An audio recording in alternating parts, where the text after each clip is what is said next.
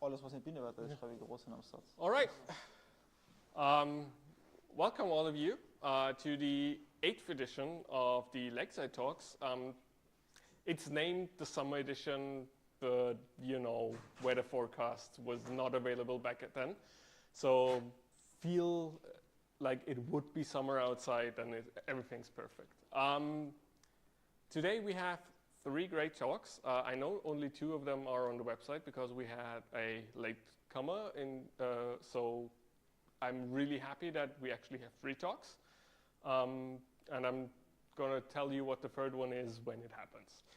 But first of all, we have one talk about failure, which is something that I actually wanted to have from the very beginning because it's something that we can learn from a lot. That's the reason why I chose the title. Yes. Okay.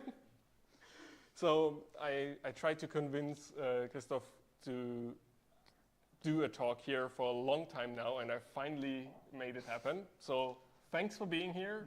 Thanks for the talk. I'm sure it's going to be great. And I'm going to leave the introduction of yourself to yourself. Thanks. Okay, hi everybody. Today I will give a talk about when system design doesn't work, the story of an expensive failure. It's about the rocket, you can see it there. First, who am I? My name is Christoph Bachmann. I work at the University of Klagenfurt as a software engineer at the Zentrale Informatikdienst. I mainly work with research metadata, and since we are transitioning from Docker Swarm to Kubernetes, I also do a lot of DevOps lately. Okay. What is the Ariane 5? What is the rocket we are talking about? The Ariane 5 incident, or flight 501, was the maiden flight of the orbital launch system Ariane 5. The Ariane 5 is a rocket designed by the European Space Agency, ESA, and was developed in the late 80s and early 90s. The maiden flight, Flight 501, took place in June 1996. It was developed over a span of 10 years. It succeeded the Ariane 4, which was a slightly smaller and slightly less powerful model. Not really similar in size, it looks a lot different to that one. It was expensive as fuck, to say the least. It cost $7 billion over the course of the 10 years, and the Flight 501, the maiden flight, cost 370 million USD. Not including the payload for the maiden flight, which was also $400 million worth of 4 research satellites. So what happened at the Flight 501? I think I will give you some pictures that you can comprehend what happened there. So the rocket starts. We are now T0, we have ignition. 7 seconds after the ignition happens, we have liftoff. And the rocket climbs pretty fast. All looks good. It was the most powerful rocket launched to that date by ESA. And all systems were green. They thought they had a successful launch. And after about 30 to 35 seconds, the rocket decided to explode. So $370 million went up in flames after 39 seconds of flight and rained down on French Guiana, including the 400 million for the research satellites.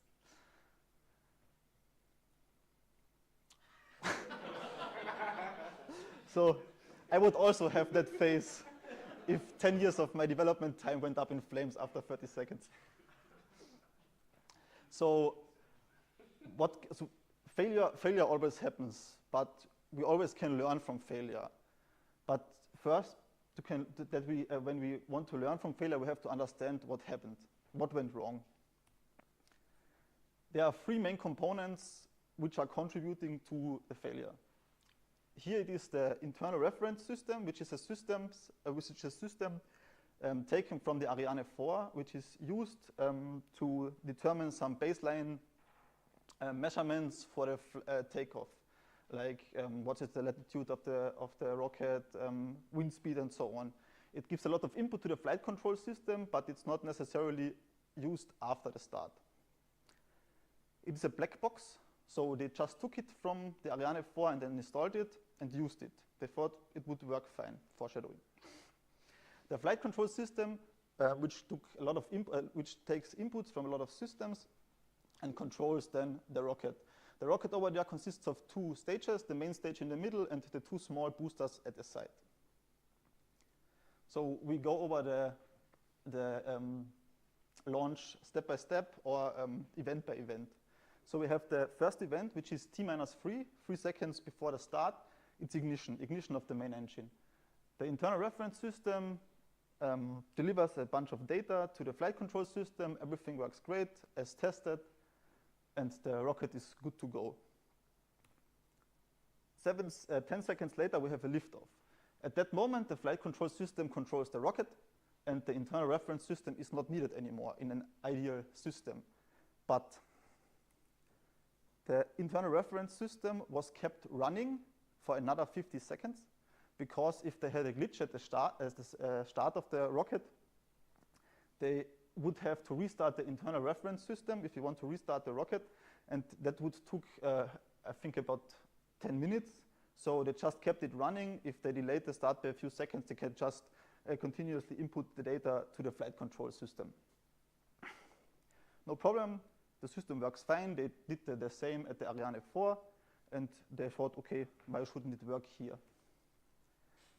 T plus 37, we are in flight, and all of a sudden the internal reference system failed. What happened? The internal reference system computes the velocity of the rocket and transforms it from a 64-bit floating point to a 16-bit integer, and then passes it on to the flight control system. This is all data which is not necessary anymore for the flight control system, but the flight control system does take the input and react based on these inputs.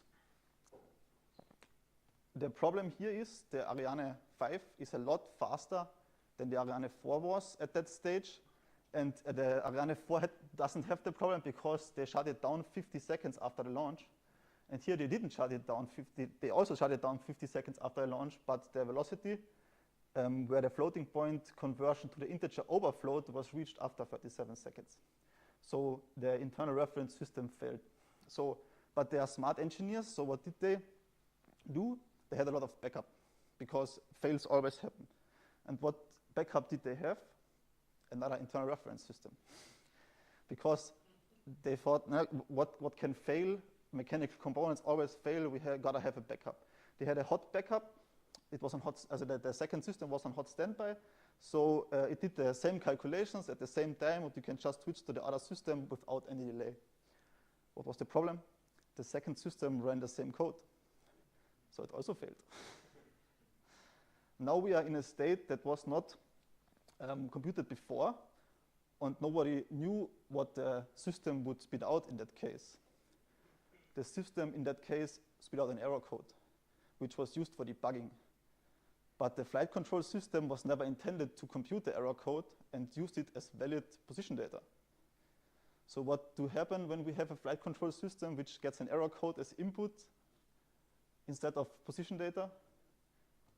Garbage in, garbage out. The flight control system panics, wants to correct the position of the engine, the position of the rocket, and tilts the rocket by 90 degrees with its thrusters and ignites the booster to 100%. This brings a lot of aerodynamic pressure on the rocket because it's sideways in the air and its booster are at 100%. Another system, the boosters begin to break away from the main stage because the aerodynamic force is that high, and another fail-safe system interacts and triggers a rapid controlled disassembly. It blows itself up. So now that we know what's wrong, what went wrong, what can we learn from this, from a software engineering perspective? We can learn a lot of, they learned a lot of engineering from it, but what can we learn from a software engineering perspective? First, do not run code or systems you do not need. The internal reference system was not needed from the point the rocket lifted off the ground.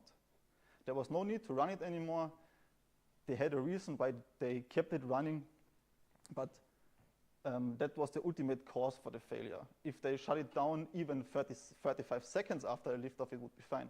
But they decided to do it 50 seconds because the Ariane 4 also ran it 50 seconds, but there was no problem because the velocity was not that high. So if you have a system which is not needed anymore, shut it down because it will consume resources and eventually cause failure. Second, quality assurance matter. A simple end-to-end test here, the whole system, the system as a whole with one realistic possible value would bring up that error. If they had one end-to-end test where they run the whole system and gave it the real calculated velocities for the Ariane 5, they would immediately have seen that there would be a fault.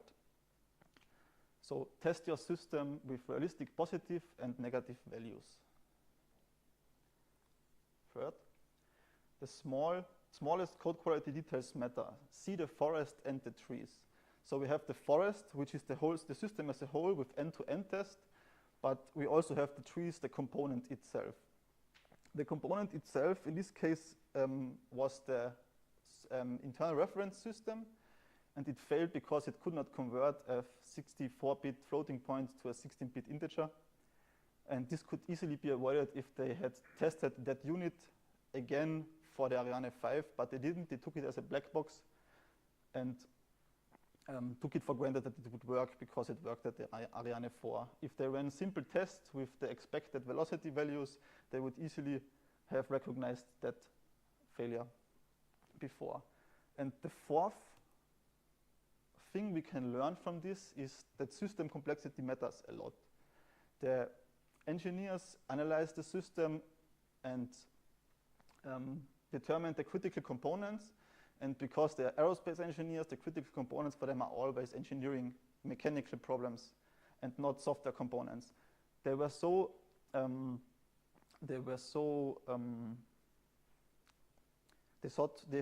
so highly of themselves in terms of coding that they thought their software would never fail. But mechanical errors happen all the time. There could be a manufacturing error, something like that. So all mechanical components, even the systems itself, were doubled, even tripled as redundancy. But if you run the same software on every single component, redundancy would not save you in this case. So in order to avoid failure or a single point of failure, you have to design your software to handle the failure itself.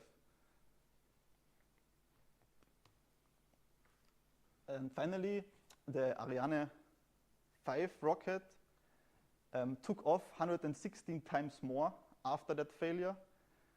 It only crashed once after because of a material fault, but 115 times it delivered its payload to space, and it was one of the most successful orbital launch systems today. And the Ariane 5 was retired this year. The last flight took place on the 6th of July, and the Ariane 6 will be in service soon, I think. They have a little bit of a hiccup with the development. They say that for 10 years. Yeah, but it was planned for 2024, I think, but I'm not sure when they will deploy the new rocket. They said the same thing in 2010. Yeah, but with the competitors, with SpaceX, they are. It's a bit of a stretch to say they will launch it soon because they're not nearly as competitive as they are. Could be a motivation. Or a reason to quit. And just use their rocket. Okay, thanks.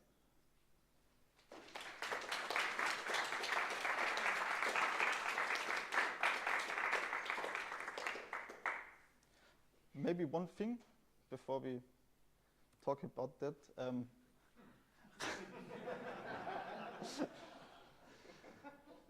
we are hiring at the Zentraler Informatikdienst, but we are only hiring students. So if anyone is employed here in Lakeside Park, don't worry, we don't want you, we want students. No, we employ a lot of students, and I think it's a great opportunity to work besides studying, so you can work directly in the university building. You have the office just one flight of stairs down from the lecture hall. It's quite nice. It's also where I started to work in software engineering. Thanks. All right, any questions? Was it really an Arduino Uno? No. No, it was not. But all the pictures of that old systems are there are no good pictures, because 1996 nobody had an iPhone to take a good picture of the internal reference system. All right, if there's no more questions, then I would say that we take a 5-minute break to set up the next talk. Thanks a lot. It was a great talk, as I expected. You will stick around? I was fast as fuck. You will stick around? Yeah, I will. Okay, if any question come up, then you can ask him over a beer or some food later. So then we'll be back in 5 minutes to our remote audience, and we can mingle for those 5 minutes here. Thanks.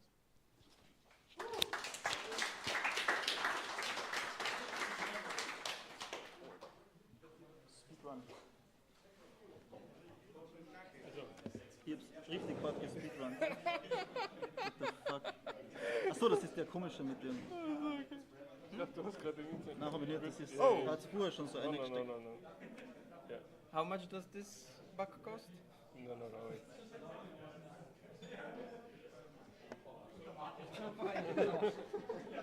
It's a double adapter. Okay.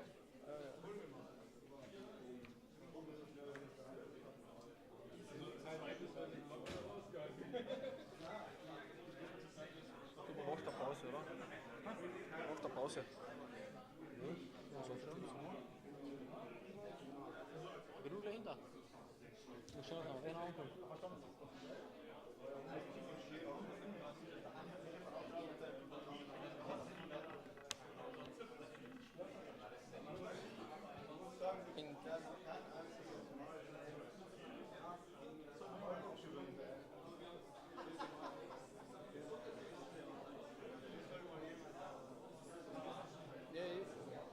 If the demo doesn't work, just say to me that this is like how demo works during presentations.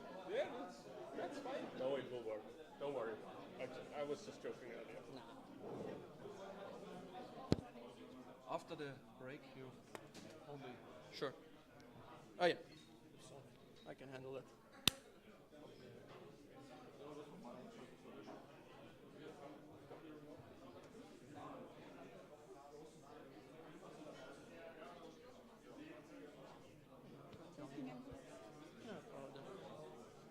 Prečo? Vyzerám nervózny? Hej. Hej. Ale tak či sa fakt nechci dať proste jeden gok.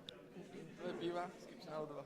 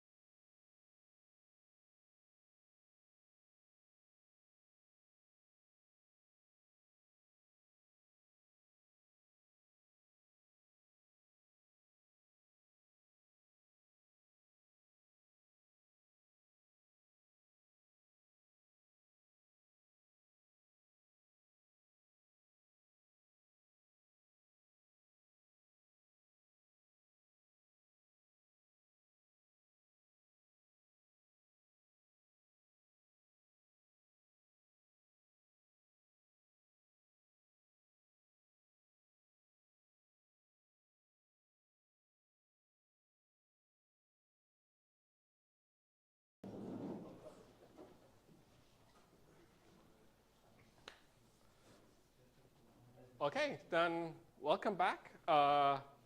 And I'm very happy to welcome Andre with his talk. He also preferred to tell you about himself. So I'm not going to do that, but I'm still going to tell you that he is part of the Captain team and will tell you about the Captain open source software and how you can scale your workloads with it, especially the metrics operator, if I'm not wrong, right? Yep, exactly. Okay, then thanks for having your talk, and just go ahead. Stage is yours. So thank you. Hello, everybody. My name is Andre. As Fide already mentioned, I'm part of the Captain team, and I would like to present you a tool that we developed in the last few months. It's called the Captain Metrics Operator, and I would like to show you how you can effectively scale your workloads using the Captain metrics you get from the Captain Metrics Operator. I was suggested to start with a joke, but unfortunately I do not know any. So I think Fide promised that he will say a joke after my after my talk. So yeah, let's begin with the presentation. First, we're talking about metrics operators, but let's define firstly some theoretical knowledge. What are the metrics? What you can Google, metrics are part of the observability, so logs, metrics, and traces. They're together building an observability around the application, but what we understand under it is that they help us understand what our application infrastructure is happening in real time. So what you can actually understand under this is you have an application, for example, a website, and you have some kind of load, some requests running into your application. But what happens if suddenly 1,000 users connect and try to reach your application? Suddenly the metrics will show you that a lot of users are connecting to your applications and you can react on this. Therefore it can help us detect early issues, it can auto-scale, we can also optimize costs when the load is really low and to shut down certain servers because they are not needed, or it can be used for long-term analysis. In the picture you can see that in the systems mostly you collect metrics, you store them, and you can graph them, use them for analysis, auto-scaling, and such things. Yeah, so some theory at the start, and let's get to the Captain Metrics Operator. What this actually is. Captain Metric Operator is implemented as a native Kubernetes operator. It's native Kubernetes actually provides us the possibility to collect metrics, but only from a single provider, such as Prometheus, Dynatrace, or whatever. But with Captain Metric Operator, it allows us to collect metrics from multiple operators at the same time. So it can basically build up a single source of truth that's very effective to have in your system. It can collect, process, analyze metrics data from variety of sources, so multiple providers, and additional to that, it can expose these metrics via custom resources or also via the Kubernetes custom API. In the picture below, you can see how the metrics server actually, or the metrics operator, works. It can scrape some resource usage from the kubelet, from the nodes, such things, then expose it to the API, and afterwards can be used via the API, for example, with the autoscaler, with the HPA, horizontal pod autoscaler, which I will actually describe further, or via kubectl commands or the basic Kubernetes API. Yeah, so I would, in the next steps, like to show you a demo how the applications can be automatically scaled with the Captain Metrics provider and a horizontal pod autoscaler. What this horizontal pod autoscaler is, it's a tool, native Kubernetes tool, that actually scales your applications or pods depending on the conditions you define them. And the data that get from the metrics or from whatever resource it's available or configured to. So in the bigger picture, we're going to scale up one website, and website is deployed on a Kubernetes cluster as a deployment, exposed via service, and of course each development has its spots where the application is actually running.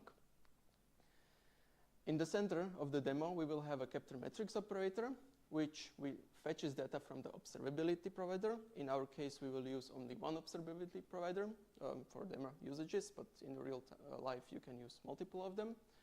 It fetches data and collects them to the metrics definition, which is a custom Kubernetes resource where it stores them, but also in this it's called Captain Metric definition, you can define what kind of queries should the metric operator send to the observability provider, and upon these queries, it stores the required data or required information to the metrics definition. These data are afterwards picked up by the horizontal port autoscaler, and your application is scaled up or down according to the needs. Why a scaling application is actually important, or it's mainly because as an end user, you do not want any disruptions by visiting an application. When everything is working fine, it's good and you do not need to do anything. But when the application or the website has a big load, you want to scale your application so the response time isn't too long or the application doesn't become unavailable. Yeah, so let's start with the demo. First, then we have a small overview of what are we gonna apply to the cluster. First, I have a local cluster running where I already have my metrics operator running, as well as a Prometheus provider in the monitoring interface. What are we gonna apply first? First, we're gonna apply and deploy our application, which is a potato head application. I'm gonna show you. It has got a deployment, service, namespace. Yeah, and let's deploy our applications, and let's actually look at it, how it deploys and how it looks. Containers are creating it. Takes some time, but it seems to be up and running. So now we can access it via service, which expose it. This is our potato head application. So next step of this demo would be to create the metric I was talking about. We will use two different CRs, custom resources, and apply to our cluster. First is to Captain Metrics provider, which will reference our metric provider, which will be Prometheus, and we specify the target server. This is the URL from which the queries to fetching the metrics will be executed. Second one is the Captain Metrics. That's the definition of what we actually want to retrieve from the provider and store the data from a specific. In this case, we want to fetch information about CPU throttling, and therefore we can see if the load on our application is high or low. So let's apply this.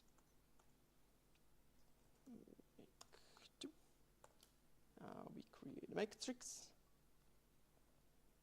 Let's just look in the cluster, and we see we have a metric and the value is 0, so no throttling because there is no load. In the third step, we want to create some load, right? I created a simple job, which is basically will mimic a load to the application. Basically, every second, 10 requests will be made against this application. It creates kind of load. It's not big load, but I decrease the resources available for this application so low that the CPU will start to throttle. Then let's create the load, and in the few seconds we should see the value changing. Basically, I used a query where the value isn't retrieved at once, and it doesn't actually return the actual value, but it returns an average of the last minute. Therefore, we have a slow onboard and then a slow downgrade, or how to say it. So the value will change approximately in 1 minute.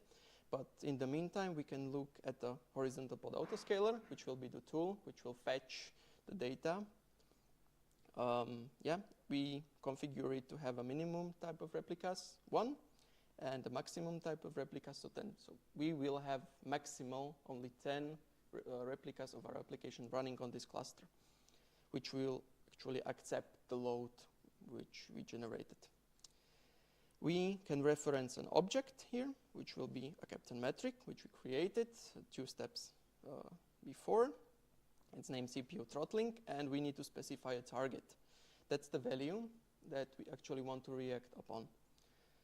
So whenever the value will be above this target, then the horizontal part autoscaler will kick in and will scale our application up. And if the value is for a certain period of time down, I think the default values are 5 minutes, then it scales our application automatically down. So let's apply it.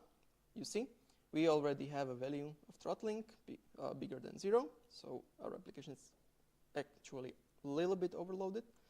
So let's start the horizontal pod autoscaler. And it takes some time until it kicks in. Let's look at the status.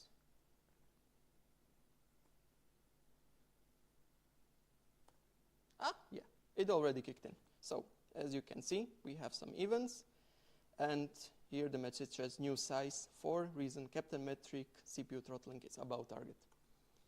So what happens in our cluster? It starts to deploy new and new pods, which are the basic components of a Kubernetes application, to more and more. Therefore, the application is scalable automatically up and down.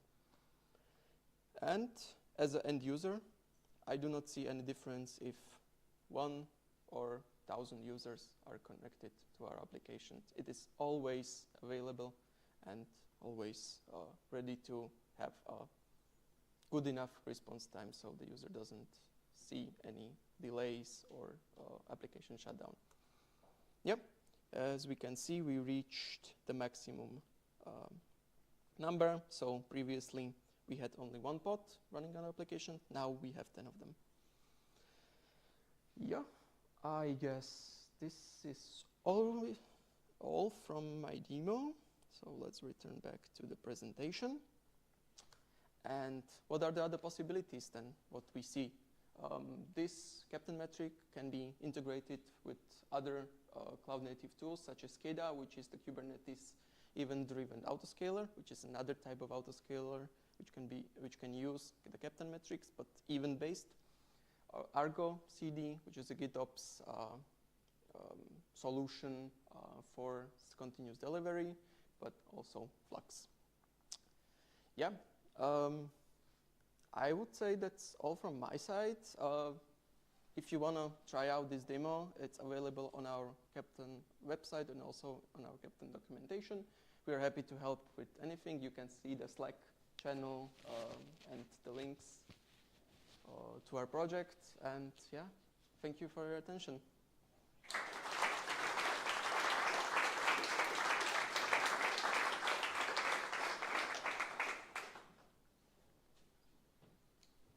Any questions?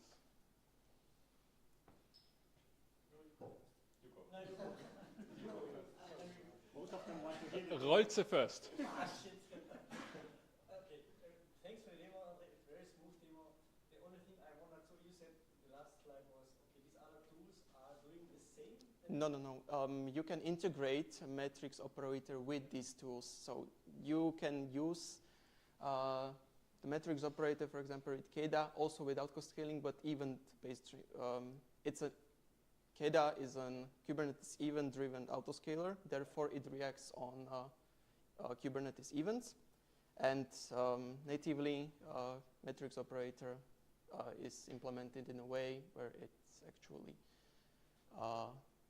provides this event. So that the captain operator's metric operator is fed so smoothly in the center of the whole thing, and Yes. without it, the whole thing doesn't work at all properly because you cannot scale up, scale out. Yes, you do not have, basically the scaling is done by the horizontal pod autoscaler, but that needs to be, that needs to fetch the data from somewhere, and Captain Metrics operator actually provides a single interface where it collects and stores the data via the custom resources. Okay, now it's like an aggregator from different sources. Exactly. Otherwise, you just can only. Exactly, you can ping only one metrics provider like Prometheus or Dynatrace, but now all the data can be collected via the Captain Metric operator. Is there something similar out there? No, we do not know about anything similar. That's cool. Okay, now I got it. Thanks. That's also related to my question. So you cannot achieve this with, let's say, Prometheus or the Prometheus operator alone? No, you cannot, because Prometheus can fetch metrics only from the Prometheus and cannot actually group data from Prometheus, Datadog, Dynatrace at the same time. And it cannot provide data to, let's say, your cluster. Exactly, and Autoscaler can use it. exactly, and it doesn't expose into the custom Kubernetes API. Therefore, they're not reachable in the manner as you saw it with the horizontal pod autoscaler. So you saw that there weren't that many resources or manifests needed to actually configure this whole thing. It was done out of the box. And maybe a second question. So do you know, by the way, if the autoscaler will also kill pods if it recognizes, yeah, let's say the load goes down? Yes, it should, but there's a default value, I think 5 minutes. Let's have a look to the cluster if it was, or let's have a look at the logs. It was scaled only up until now, but it's 433, and we can check the value. Is this for some arbitrary value, or can you say how fast it scales up? Horizontal, yes, horizontal. And then goes up exponentially. Yeah, you always need to set up the maximum amount. You cannot go until. But I think you can configure the value of how fluent the scaling up and down can be, but that's part of horizontal pod autoscaler, which is a native part of the Kubernetes, so I do not have the specific way in my head. Yeah, just need to refer to the documentation. Yeah, now we see the value is under the 0.01, so we should theoretically scale down. Maybe we need a minute or two more, but it should definitely scale down.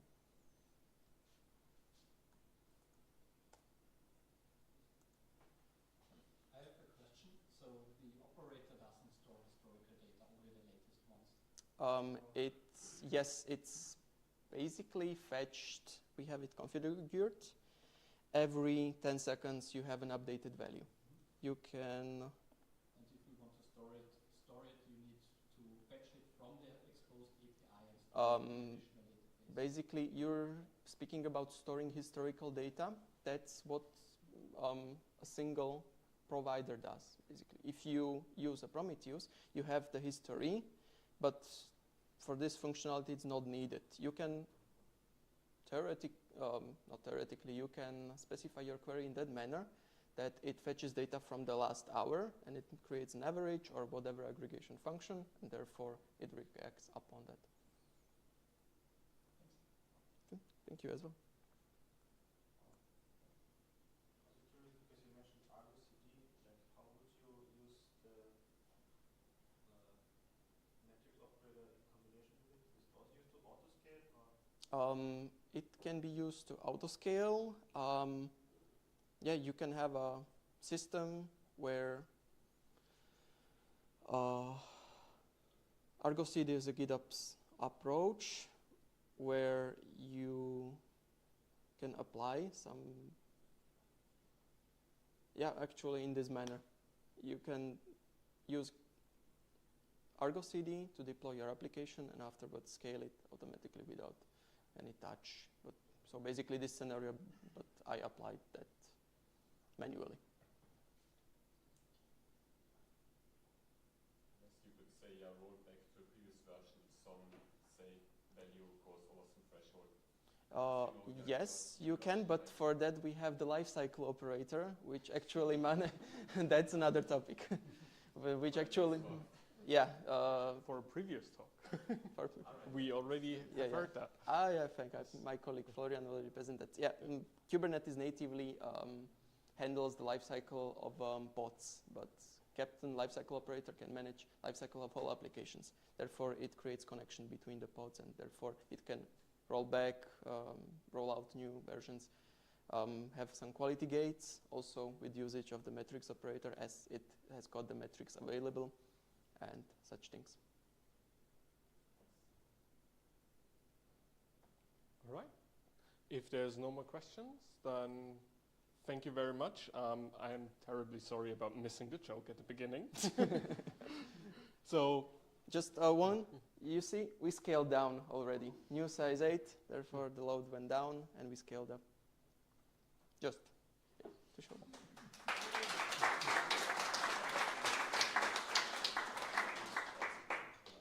We'll have another 5 minutes break, and I'm sure you can ask Andre about any further questions that pop up.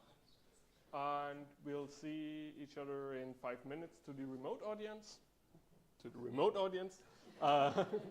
And of course, feel free to grab something to drink meanwhile while we set up the next talk.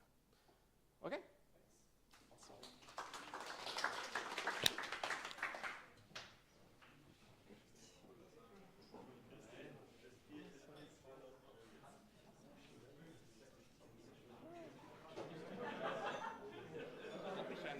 Introduction von dir machen. Die habe ich jetzt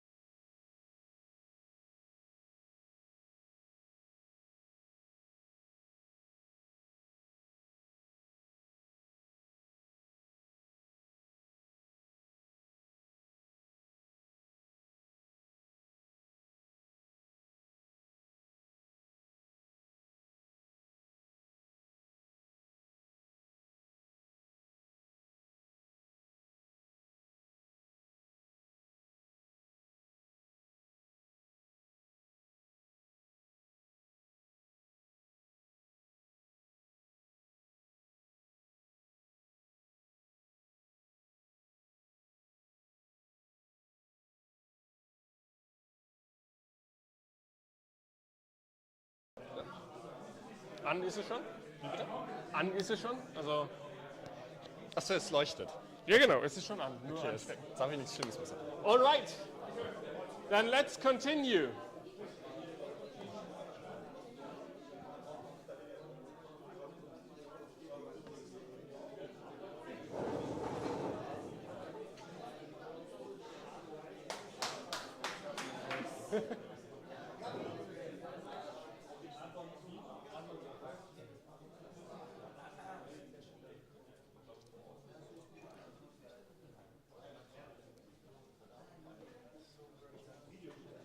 All right. As I said at the beginning, we have a surprise talk today because Marco approached me that he wanted to share with us something about Java and multi-threading, which I'm very happy about because in my heart I'm still a Java developer. So I actually have a chance to understand that now, maybe.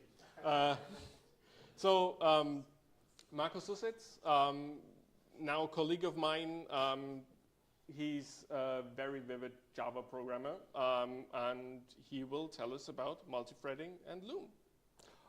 Yeah. So first of all, a quick introduction. So what even is multi-threading?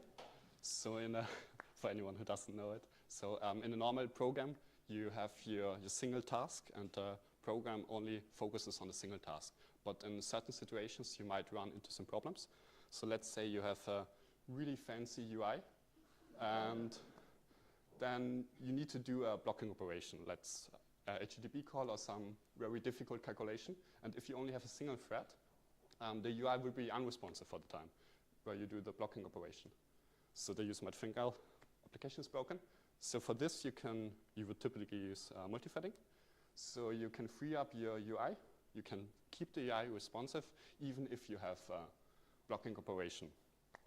And yeah, there are also some other tasks for that. So if you want to use the full capacity of your CPU, you need to use multi-threading. So typically it would be some machine learning, some 3D rendering, compiling of code, or some video editing and rendering. So for that, the CPU is also, you want to use everything that it got, so you use multi-threading for that. And as anyone who has done a bit of multi-threading in the past might know, it can get very messy very quickly. So you might think you will do something like on the left picture, so everything is in order, all of the resources are used nicely, but what usually happens is that, well, or what can happen if you're not careful, that something like the ref on the right, and all of the kibbles on the ground represent memory leaks and bugs. Yeah, so can be very difficult, messy, but also it's needed sometimes. And it's a good solution for some problems. And yeah, we as Java developers don't like to think about threads and system resources and all of that stuff. That's too complicated for us. And it's good because Java uses a lot of threads, so it's quite hungry when it comes to that.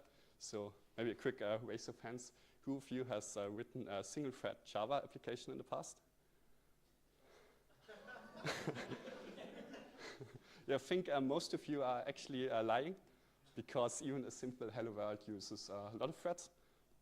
And yeah, and if you get to something more complex like Spring Boot or so, you can quickly go into the 10,000s or even more. But how does it work? So you have your, a typical CPU only has 8 or 16 cores, maybe a bit more if you have something fancy. But how can you have 10,000 of threads running? So the operating system for that will perform scheduling and unscheduling. So it's able to pause one of the threads and schedule another one and distribute the CPU cycles fairly between the threads. So to you, it will feel like you have a lot more threads than you actually have. But this doesn't scale indefinitely. So if you go into the 100,000 threads, you will run into some problems. So the creation of threads is very, very expensive. For Java, every single thread uses per default 100 megabyte of memory. And the scheduling and unscheduling takes a few microseconds. And those add up rather quickly. So what if instead it would be very easy to create a thread, it would cost very little memory, and you could just create them millions at a time, throw them away. Would be very nice, wouldn't it? And that's possible. With Java Loom, you can literally create millions of threads. And every single one of them is multiple orders of magnitude faster to unschedule and schedule. They take way less memory, and yeah. And I've prepared a quick demo for that. So it's here the first example. And as you can see, I would start 10 million threads. Every single one of them would then sleep for a second and print something like hello from a thread. So let's run this.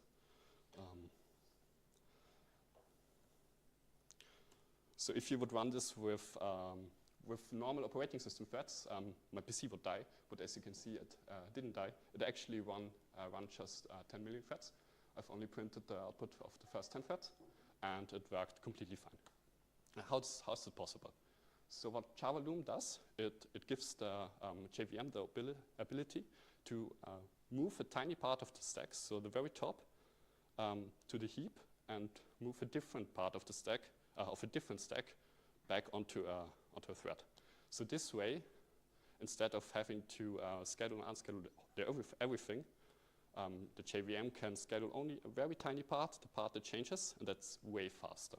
And you also need way less memory because you don't have all of the other garbage of the stack. You have only the tiny part that you actually need. So in the background, the JVM has a thread pool of actual threads. And when you use a virtual thread, this workload is just given to one of the threads. And they pause. And if they pause, they get unscheduled with very fast, so way faster than operating system thread. And this way you can have a million of those. So to the next example, to show that a bit more quick, to show a bit more better the magic of Loom. So I've written a second example. This has another thread sleep, and then it will print again which thread has run this. So if I run the second example, you can see, so for example, thread number 0. You have here a number. This is the actual worker that executes the task. So it's worker number 1. And if you look for thread number 0, you can see the second time worker number 12 executed that task. So with normal operating system threads, your work is pinned to one thread. But with the virtual threads, they can swap in between, and you can just bounce the task around, which is really nice. So you as a developer, you can, all of a sudden, you have the ability to handle threads as a very cheap resource. So they're not this expensive thing anymore that you need to pool, that you need to reuse to see that it's always running. You can use as many virtual threads as you want almost.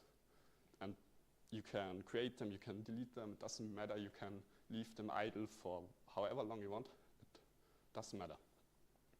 But there are also some limitations to that. So I've prepared one more example. This is example number 3. I will show you the code a bit later. As you can see, it was a little bit slower maybe. And if we look now at thread number 7, you can see worker 7, worker 7. Thread number 3, worker 4, worker 4. So now it doesn't happen anymore. So something causes the task to be pinned to the one thread. This is called carrier pinging, and it happens for a few reasons. So one of the reasons is if you use a synchronized block. One of the other reasons is if you have a native frame on your stack. So this prevents the Loom to schedule and unschedule your thread. Yeah, because with a native thread, you might have a pointer to a different location in the thread, and then it's not safe to in the stack, and then it's not safe to move the stack anymore. So therefore, the JVM will pin the task to one carrier. Yeah, but all in all, Java Loom is a nice framework which gives you the opportunity to work with threads in a very new way. So you can handle them as this cheap resource that you can have en masse and use very irresponsibly. Yeah. Any questions?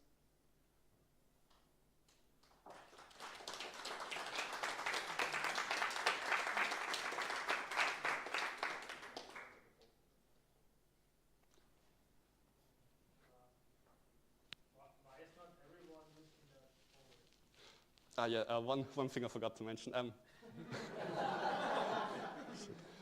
These are no magic bullets, so they don't make your machine faster. If you have the best thing for virtual threads, if you have a lot of stopping, so HTTP calls, a lot of idle time, because then the unscheduling and scheduling works the best. So typical Spring Boot application would really benefit from that. And something like video encoding or some 3D rendering will not. You need operating system threads for that. They are a lot faster for that. Some people are also using Kotlin nowadays. Coroutines? I'm not sure how the coroutines work in Kotlin, so I cannot answer that, unfortunately. What's the overhead? So if I have 10 system threads and I would use 10 virtual threads, is there a measurable overhead? It depends. So the scheduling, unscheduling is multiple orders of magnitude faster. So for operating system threads, you're in the microseconds, virtual threads in the nanoseconds, and also way less memory. I'm not sure how much less. So yeah, as you can see, I could never start a million threads with this machine, but I could just fine now with virtual threads. So overhead-wise, they are very if I have 10 cores and run those 10 threads on those 10 cores, and additionally use virtual threads, is that detrimental to my performance, or it depends what you do. If you have heavy CPU loads and you need all of the threads, you should stick to operating system threads. Okay. But for something like HTTP calls and alike, it's very nice to use the virtual threads. Right. Well done. Oh. We under threads, I guess we understand basic Unix threads under the threads you're describing. So are they run in part of one Unix process or multiple Unix processes? I'm not sure. Sorry. Okay. All right. If there's no more questions, first of all, thank you very much. I did understand that, so that's good. The next thing for me would be to ask all speakers up to the stage again.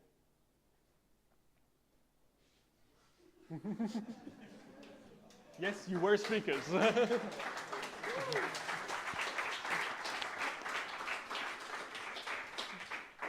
And as is tradition, we have a little something for you. By the way, if you're wondering what exactly is in these and if the contents change or not, best thing is to just have a talk and check out for yourself. So let me know. So thank you. Sounds like it does not change.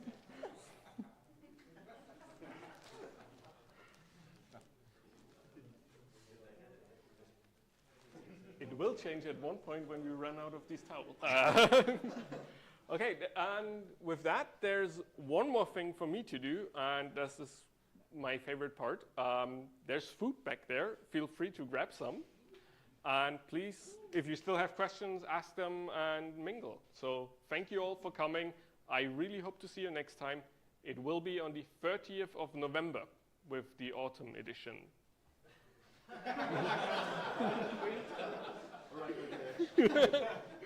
Because it's technically not winter yet. All right, have fun.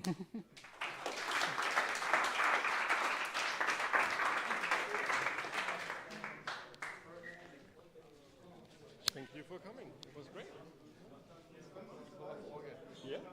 So schaut der IntelliJ aus wie der Visual Code oder der Ich benutze Dark als aber dort links die Fragen schon zurückstellen, dass wir es alle hören. Es ist eine neue Version, glaube ich. Da bin ich mir ehrlich gesagt nicht sicher. Die Gratulation, hey. Wie war es? Sehr cool. Super. Also ich muss sagen, ich habe das Thema jetzt nicht so genau erklärt, aber ich habe verstanden. Also ich glaube, der erste Teil ist mir relativ gut gelungen, danach ist es ein bisschen bergab gegangen, aber war okay. Wo meinst du dann so bei den Examen und so. bei Bahnhof? Ja, also man kann sagen, perfekt, ja. Super. Das ist ein Mikro, oder? Das braucht man für die Videoaufnahme, oder? Ja, okay, ja. Vielleicht soll ich das. Ja, wahrscheinlich. Sicher nicht. sag keine Tools. Das war da drin. Achso. Ja, ich habe keine Verwendung dafür. Aber was ist dann eigentlich, wenn man da zu den Hundebild zurückgeht, dass dann einfach viel mehr Hunde sind und die dann auf der rechten Seite noch mehr. Ich glaube, im Background sind es immer noch 10 Threads. Okay.